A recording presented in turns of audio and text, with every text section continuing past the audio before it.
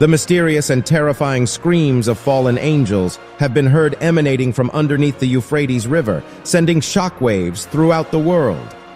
Reports of these mysterious sounds have been coming in from all over the Middle East, leaving many to wonder what could be causing such an unsettling phenomenon. The Euphrates River is a source of ancient myths and legends, but recently it has become the source of something far more sinister. Reports of terrifying screams coming from beneath the river have been circulating, and these screams are believed to be from fallen angels. The river, which runs for 1,740 miles, is considered Asia's longest. The river runs through Syria, Iraq, and Turkey before reaching the Persian Gulf. The Euphrates River has been drying up, with some sources estimating that it has lost up to 80% of its volume since the 1950s. This has caused alarm for many people, and some have even pointed to the Bible's Book of Revelation as a possible explanation for the river's drying up. In the Book of Revelation, it is written that the drying up of the Euphrates River will be a sign of the end times. Although this could explain why the river is drying up, many atheists are arguing that it is more likely due to human activity such as excessive water usage, construction of dams, and climate change. This argument is accepted by the atheist community since they do not believe in God. But those who believe in God do know that every event regarding the fallen angels and the Euphrates River has been documented in the Bible, starting from the fall of Lucifer, who is known as the devil. The identity of the angels beneath the Euphrates is revealed in Revelation chapter 12, verses 7 through 9, according to the Bible. Then war broke out in heaven. Michael and his angels fought against the dragon, and the dragon and his angels fought back and defeated the dragon, which is also known as the devil. The great dragon was hurled down, that ancient serpent called the devil, or Satan, who leads the whole world astray. He was hurled to the earth and his angels with him. It is evident from Revelation chapter 9 that the 4 angels under the Euphrates are unquestionably fallen angels.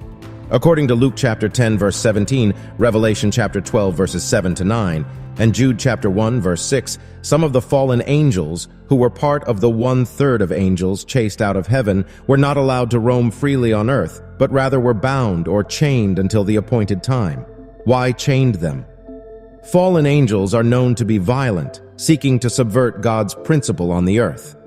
Their minds are made up to corrupt humanity, and you can remember that one of the reasons God flooded the earth was because angels were found to have lusted after the daughters of men and ended up having sexual relationship, which resulted in a species against God's plan.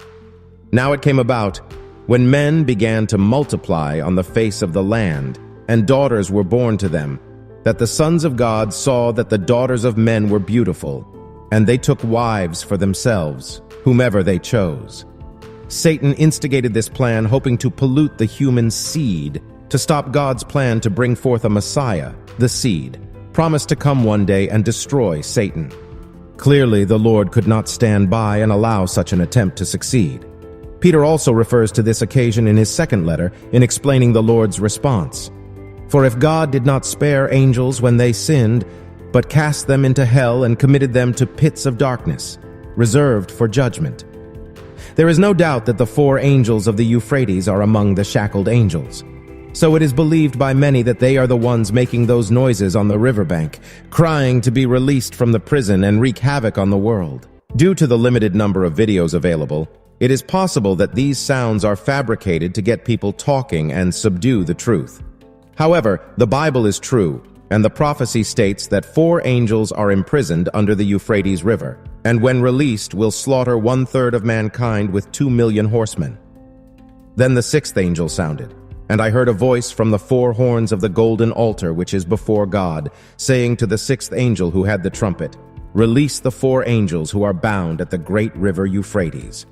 So the 4 angels, who had been prepared for the hour and day and month and year, were released to kill 1/3 of mankind.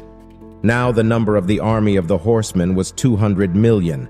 I heard the number of them, and thus I saw the horses in the vision. Those who sat on them had breastplates of fiery red, hyacinth blue, and sulfur yellow, and the heads of the horses were like the heads of lions, and out of their mouths came fire, smoke, and brimstone. Revelation 9 verses 13 to 17. Many scholars believe that the 200 million horsemen are an army of humans who are empowered by the four demons. Currently, China is the only nation that could produce a 200 million man army, perhaps also India. Notice the color of the breastplates are the same color as the presidential standard flag of China. The events in the Euphrates are a clear indication that the rapture is fast approaching. Therefore, we must serve the Lord with zeal since we are living in the latter days. In order to understand the full scope of what's going on, it's important to read through the book of Revelation in detail. Through this book, we can gain insight into who these fallen angels might be, what their fate was after being thrown down from heaven, and what impact their presence might have on our own lives. In addition to providing details about the nature of these creatures, the book of Revelation also gives us an understanding of how God views sin, judgment, redemption, and other important spiritual concepts. In short, this book provides invaluable knowledge that could help unlock the secrets behind these terrifying screams of fallen angels under the Euphrates.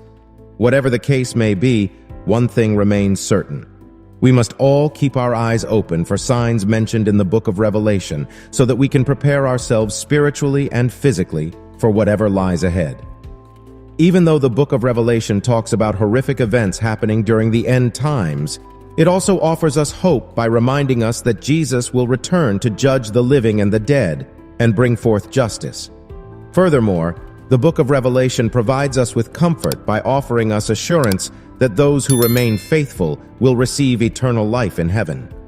Despite all of our fears about the end of days, we must remember that we still have hope.